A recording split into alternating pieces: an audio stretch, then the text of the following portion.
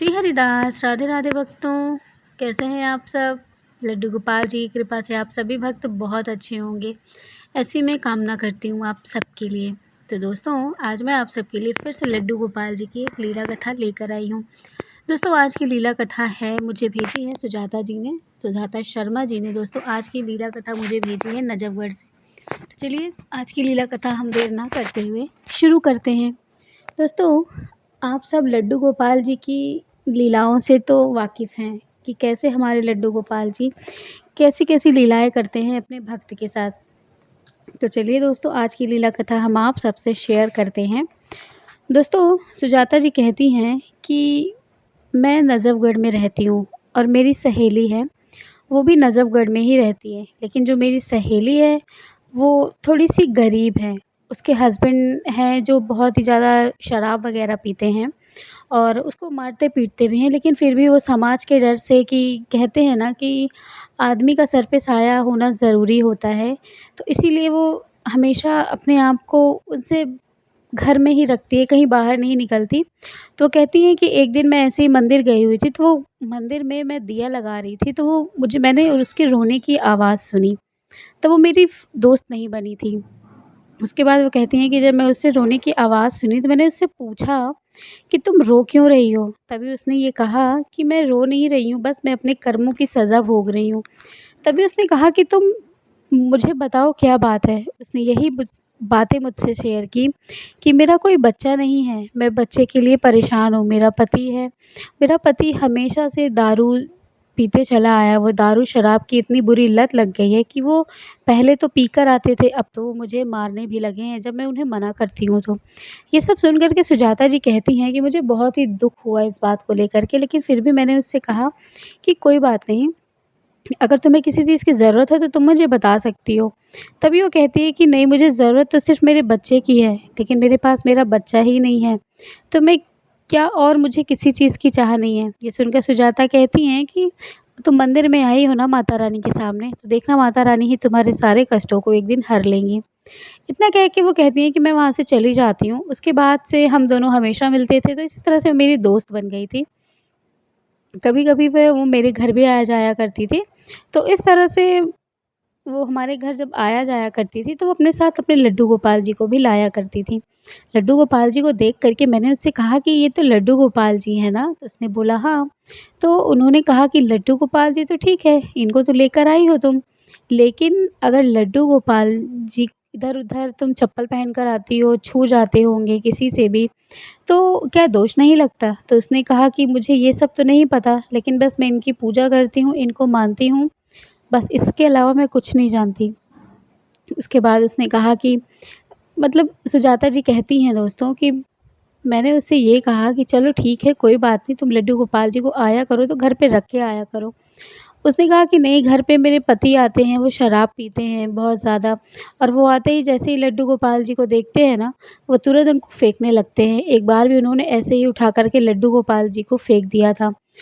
और फेंकने के बाद वो कहे थे कि आज के बाद लड्डू गोपाल जी घर में नहीं आएँगे, लेकिन अब हम कर क्या सकते हैं? इसीलिए वो कहती हैं कि मैं यहाँ आती हूँ तो लेकर के आती हूँ। तभी वो कहती हैं कि ठीक है। तभी कहती हैं वो सुजाता जी से कि देखो, मेरे पास लड्डू गोपाल जी हैं और मैं अपने लड्डू गोपाल जी को अच्छे-अच्छे भोग भी नहीं लगा पाती, क्योंकि मेरे पति कभी कुछ लाकर ही नहीं देते। मैं उन्हें अच्छे कपड़े नहीं पहना पाती। मुझे इस सब बातों का दुःख है। फिर कभी-कभी मैं ये भी सोचती हूँ कि मैं इनसे दिन-रात यही प्रार्थना करती हूँ कि मुझे मेरे बच्चे हो जाएँ, लेकिन मेरे बच्चे भी कैसे ऐसी परिस्थिति में पलेंगे? ये सब सोच कर के वो कहती है कि इसीलिए मैंने अब इनसे कहना भी छोड़ दिया है। ये सब बातें करते हुए सुजाता कहती हैं कि ऐसा कुछ नहीं होता, तुम परेशान ना हो, भगवान जब चाहेंगे तब तुम्हारी गोद वो ज़रूर भर देंगे, फिर चाहे तुम्हारे पति शराब पीते हों या ना पीते हों, ये सब कुछ नहीं होता, सिर्फ़ भगवान पर विश्वास रखो। ये कन्हैया की सेवा करती हो ना तुम, तो बस इन्हीं पर विश्वास रखो और देखो तुम्हारी सारी चीज़ें कैसे होती हैं। इतना कह के वो वहाँ से चली जाती है। तभी जाते वक़्त सुजाता जी कहती हैं कि मैंने उसे ₹500 भी दिए। मैंने उसको 500 का नोट देते हुए कहा, ये लो, मेरे अपने लड्डू गोपाल जी को मेरी तरफ से भोग लगा देना। वो पैसे ले लेती है और वहाँ से चली जाती है। उसके बाद सुजाता कहती हैं कि कुछ दिनों तक वो नहीं आई थी। काफ़ी दिन हो जाते हैं वो नहीं आई, क्योंकि वो हमेशा हर हफ़्ते मुझसे मिलने आया करती थी। लेकिन इस बार 1 महीने से ज़्यादा हो गया था, वो मुझसे मिलने नहीं आई। मैंने ये सोचा कि चलो मैं यहाँ से चल के उसके घर में देखती हूँ कि क्या हुआ है। उसके बाद वो हमेशा बताती कि उसका घर यहीं पर है, तो वो कभी जाया नहीं करती थी। लेकिन सुजाता कहती है कि मैं वहाँ पर जब उसके घर में गई, तो जब उसके घर में गई तो उसके घर में ताला लगा हुआ था। मुझे लगा कि हो सकता है कहीं बाहर गई हो, तो इसलिए मैं वहाँ से फिर से चली आई। उसके बाद दोस्तों कुछ समय के बाद वो फिर से मुझसे मिलने के लिए आई। मैंने उसको देखा तो उसके शरीर में बहुत जगह पर मतलब घाव लगे हुए थे, जैसे उसे मारा-पीटा गया हो। मैंने उससे तुरंत पूछा कि ये तुम्हारे पति की हरकत है ना? उसने सर झुका के कहा कि हाँ दीदी, मैं क्या करूँ? ये मेरे साथ क्या हो रहा है ये मुझे खुद भी नहीं पता। उसके बाद वो फिर से आज अपने लड्डू गोपाल जी को लेकर आई थी, लेकिन वो इस बार चप्पल को नहीं पहन कर आई थी। सुजाता कहती, मैंने उससे पूछा कि तुम चप्पल क्यों नहीं पहन कर आई आज? तो उसने कहा कि मैं चप्पल इसलिए नहीं पहन कर आई, क्योंकि आपने कहा था ना कि लड्डू गोपाल जी को लेकर के चप्पल पहन कर नहीं आना चाहिए, तो तुम भगवान जी को चप्पल पहन कर मत लाया करो। इसलिए मैं आज अपने चप्पल को पहन कर नहीं आई। ये सुन के सुजाता कहती हैं कि तुमने तो बहुत अच्छा किया। तभी सुजाता कहती है कि लड्डू गोपाल जी को भोग लगाने के लिए तुम्हारे पास अगर चीज़ें ना हो तो मैं अपने घर से दे सकती हूँ। तभी उसने कहा कि नहीं, चीज़ें तो हैं लेकिन मेरे पास पैसे नहीं हैं। तभी वो कहती हैं कि ठीक है, मैं तुम्हें पैसे दे देती हूँ, तुम परेशान ना हो। तभी सुजाता जी कहती हैं कि मैंने कुछ लड्डू गोपाल जी के लिए कपड़े मँगवाए हुए हैं, तो वहाँ से कपड़े आ जाएँगे वृंदावन से, तो मैं इन्हें दे दूँगी। ये सुन कर के जो उनकी सहेली थी दोस्तों, उसका नाम सीमा था। वो कहती हैं कि वृंदावन, मुझे भी अपने लड्डू गोपाल जी को वृंदावन लेकर जाना है। तभी वो कहती हैं कि वृंदावन लेकर जाना है तो लेकर चली जाओ। तभी वो कहती है कि मेरे पास पैसे नहीं हैं। तभी सुजाता जी कहती हैं कि मैं तुम्हें पैसे दूँगी, तुम जाकर अपने लड्डू गोपाल जी को वृंदावन घुमा आओ। तभी वो कहती हैं कि नहीं, मैं चाहती हूँ कि मैं अपने पति के पैसों से इन्हें वृंदावन घुमाऊँ, और वो तो पीने में इतने ज़्यादा मशगूल होते हैं कि वो वृंदावन जाने की तो बात छोड़ो, वो मैं पूजा पाठ भी करती हूँ तब भी मुझसे लड़ाई झगड़ा करने लगते हैं, मुझसे गाली-गलौज करने लगते हैं। तभी सुजाता कहती है कि तुम्हारी ज़िंदगी ऐसे कब तक चलेगी? तुम उनसे अलग क्यों नहीं हो जाती? तभी वो कहती हैं कि भले मेरे पति मुझसे लड़ाई झगड़ा करते हैं, भले ही वो मेरे साथ मार-पीट करते हैं, वो शराब पी कर आते हैं, लेकिन किसी की मेरे ऊपर बुरी नज़र तो नहीं है। लोग सोचते तो हैं कि मैं अकेली नहीं हूँ, मेरा पति साथ है। जिस दिन मैं अपने पति को छोड़ दूँगी, अलग रहने लगूँगी, उस दिन लोगों की गंदी नज़रें मुझ पर आ जाएँगी। बस इसी डर की वजह से मैं उनको छोड़ना नहीं चाहती। ये सुन कर के उसको भी लगा कि हाँ, कहीं न कहीं ये बात सही भी है। तो इसी वजह से उसने फिर कुछ भी नहीं कहा। उसके बाद सुजाता कहती हैं कि मैंने उससे काफ़ी बार कहा कि तुम लड्डू गोपाल जी को ले कर के वृंदावन चली जाओ, लेकिन उसने कहा नहीं। तभी वो जो सीमा होती हैं वो अपने घर चली जाती हैं। सीमा आज जब घर पहुँचती हैं तो उनके पति कहते हैं कि तू कहाँ थी इतनी देर तक, और तू ये पैसे किससे लेकर के आई है? पैसे को देख कर के वो उस पैसे को छीन करके शराब के लिए लेकर के चले जाते हैं। जब वो शराब पीने के लिए लेकर चले जाते हैं तब ये सोच कर के बहुत रोती हैं सीमा।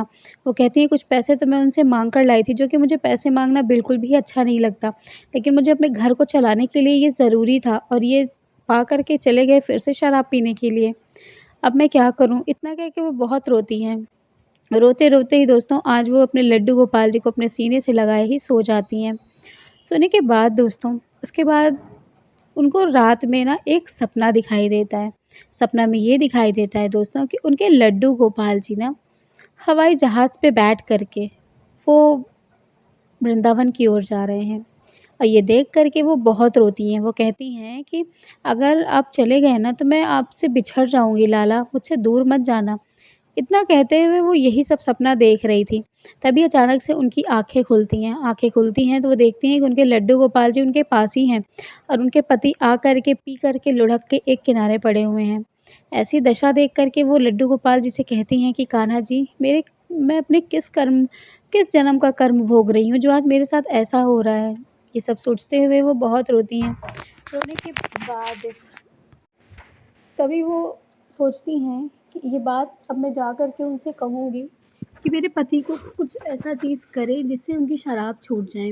ये सोच कर के वो जैसे ही सोचती हैं कि मैं सुबह जाऊँगी, इतना कह कर के वो जैसे ही सोचती हैं कि मैं सुबह जाऊँगी उनके घर, वैसे उनके पति उनको उस रात उस दिन बहुत मारते हैं दोस्तों, बहुत ज़्यादा मार देते हैं, उनके लड्डू गोपाल जी को उठाकर फेंक देते हैं, मंदिर को तोड़-फोड़ कर देते हैं। उसके बाद वो अपनी पत्नी को बहुत मारते, इतनी बुरी तरीके से वो रोते-रोते बेहोश हो जाती हैं उसी घर में। उसके बाद दोस्तों बेहोश हो जाती हैं, इसी तरह से वो फिर से कुछ दिन के लिए नहीं आती हैं। इधर सुजाता कहती हैं कि मेरा मन बड़ा बेचैन हो रहा था, मुझे बहुत ही अजीब-अजीब सा लग रहा था। लेकिन एक रात उन्हें भी यही सपना आया था कि उनको जैसे उन्होंने अपने ऊपर देखा था कि उनको कोई आदमी है जो बहुत ही बुरी तरीके से पीट रहा है। लड्डू गोपाल जी को भी उठाकर उसने पटक दिया है। ये सपना जब उन्होंने देखा तो सुजाता जी कहती हैं कि मुझे ये समझते हुए देर नहीं लगी कि मेरे उस बहन के साथ ज़रूर कुछ बुरा हुआ है, जिस वजह से वो यहाँ पर आई थी। उसके बाद वो तुरंत उसके घर का पता पूछती हैं और वहाँ पहुँचती हैं। वहाँ पहुँचने के बाद जब वो हालत देखती हैं कि वो इतना उसको बुरी तरीके से पीटा गया था और वो वहीं पर बेहोश पड़ी हुई थी, ये देख कर के वो बहुत ज़्यादा दुखी होती हैं, रोने लगती हैं। उसके बाद वो उनको उठा के तुरंत हॉस्पिटल लेकर जाती हैं, हॉस्पिटल से लेकर जाती हैं, वहाँ दवाइयाँ वग़ैरह करती हैं। 2-3 दिन में वो ठीक होती हैं, उसके बाद वो उनसे पूछती हैं कि लड्डू गोपाल जी कहाँ पर हैं? तो वो बताती हैं कि लड्डू गोपाल जी को उसने पता नहीं कहाँ पर फेंक दिया है। फिर वो उनके घर जाती हैं और उनके पति से पूछती हैं, जो अभी भी पीकर पड़ा हुआ था, उससे पूछती हैं कि ये बताओ कि तुमने लड्डू गोपाल जी को कहाँ फेंका? तभी उसने पीने के नशे में ही बता दिया कि उसने कचड़े के डिब्बे में फेंक दिया है लड्डू गोपाल जी को। लड्डू गोपाल जी को कचड़े के डिब्बे में नाम सुन कर के कि लड्डू गोपाल जी को कचड़े के डब्बे में फेंक दिया है, वो गुस्सा होकर रोते हुए कहती हैं कि तुम इंसान नहीं, तुम जानवर हो। उसी समय उन्होंने तुरंत पुलिस को फ़ोन किया। पुलिस को फ़ोन करते हुए उन्होंने कहा कि इस आदमी को लेकर के जाइए, ये इंसान नहीं जानवर है। इसने अपनी पत्नी को इतनी बुरी तरीके से पीटा है कि वो जाकर के हॉस्पिटल में एडमिट हो गई हैं। ये सब सुनकर पुलिस वाले उसको लेकर के जाते हैं। उसके बाद दोस्तों वो जो कचरा वाले जो होते हैं, जो कचरा वग़ैरह लेकर के जाते हैं, वो उनसे पता करवाती हैं कि क्या लड्डू गोपाल जी कोई पाया? तो दोस्तों उसी कचड़े के डिब्बे में से शायद कोई था जो लड्डू गोपाल जी को निकाल लिया था। और जब वो पता करती हैं, काफ़ी पता करती हैं, उसके बाद वो पता चलता है कि हाँ, लड्डू गोपाल जी हैं। फिर वो लड्डू गोपाल जी को अपने पास लेकर आती हैं, उनको बहुत ही अच्छे से साफ-सफाई करती हैं, बहुत गंदे हो गए थे दोस्तों, काफ़ी दिन के बाद मिले थे लड्डू गोपाल जी। उसके बाद वो साफ-सफाई करके लड्डू गोपाल जी को अच्छे वस्त्र खरीदती हैं और पहनाती हैं। इसी बीच जो सीमा जी थीं, वो उनको अपने घर में ही रखती हैं। वो अपने हस्बैंड से बात करती हैं कि ऐसी बात है, एक औरत है जो यहाँ पर रह रही हैं, तो उनके हस्बैंड भी कुछ नहीं कहते। उसके बाद वो भी उनके साथ रहती हैं, लड्डू गोपाल जी को ले कर के उनके घर में रहती हैं। उनसे अच्छे से उनकी सेवा करती हैं, सब कुछ करती हैं। उसके बाद दोस्तों फिर एक दिन की बात आती है। एक दिन उनकी जो पत्नी होती हैं, यानी कि जो उनकी दोस्त थी सीमा, जिसको पति ने जिसके बहुत मारा हुआ था शराब पी कर के, तो वो उनकी अचानक से ना कुछ महीनों के बाद, जैसे वो कुछ महीने एक साथ रहते हैं दोस्तों बहुत अच्छे से, कुछ महीनों के बाद उनकी तबीयत बहुत ख़राब हो जाती है, उन्हें खून की उल्टियाँ होने लगती हैं।